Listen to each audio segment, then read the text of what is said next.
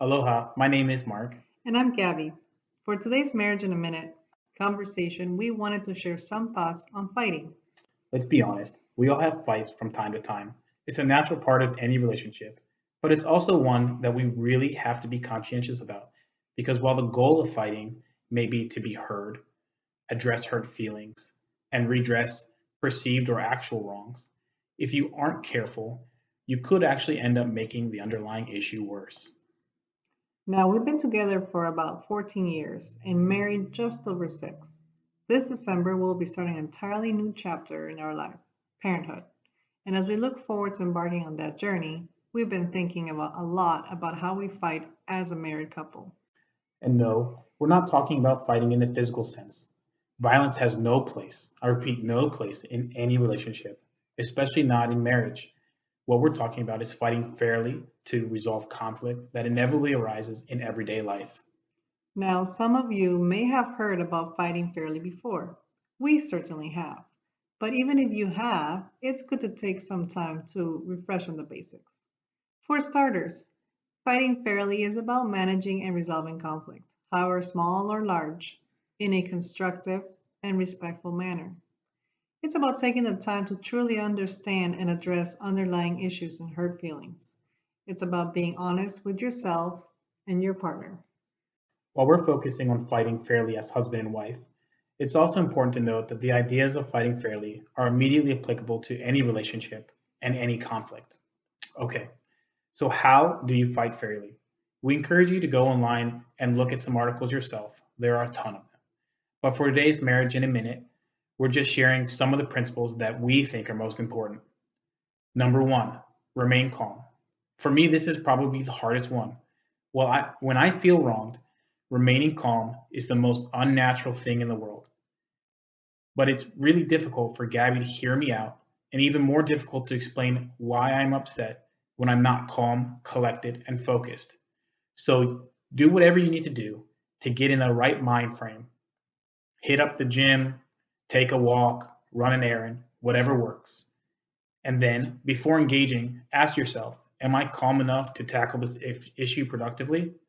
Your odds of successfully resolving any issue will be greatly increased if you can address it calmly. Number two, it's not about winning. This is a big one, especially if you feel like you've been wronged. Marriage is a team sport, and winning cannot happen individually. We either win together or not at all. Remember that. We either win together or not at all. So, when a conflict arises, what does winning look like? Well, for starters, the issue must be presented and understood by both of us. Then a solution needs to be developed and agreed to. Number three, don't exaggerate. Be very deliberate with your words. Try to refrain from saying things like you always or you never. Generalizations are rarely true and often lead to hurt feelings. Number four, deal with one issue at a time. One's already hard enough. Don't try to solve world hunger while you're at it. Number five, and this is a big one, don't stockpile. This goes right along with number four. It's counterproductive and often causes major conflicts over rather small offenses. The straw that broke the camel's back, as it were.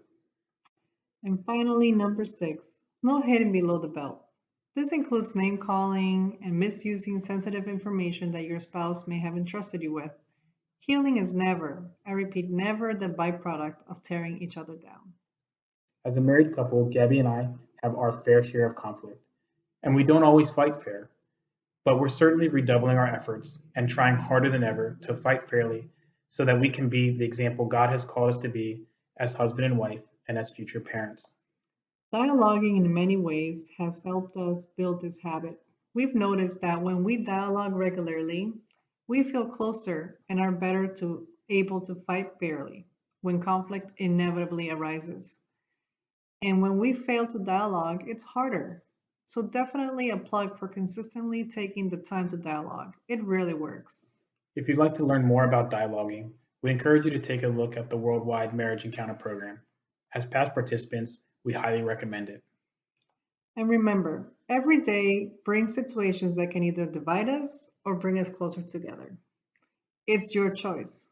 Making a decision to talk through conflict in a healthy, fair way opens your marriage to God's blessings and can pay huge dividends for you and your relationship.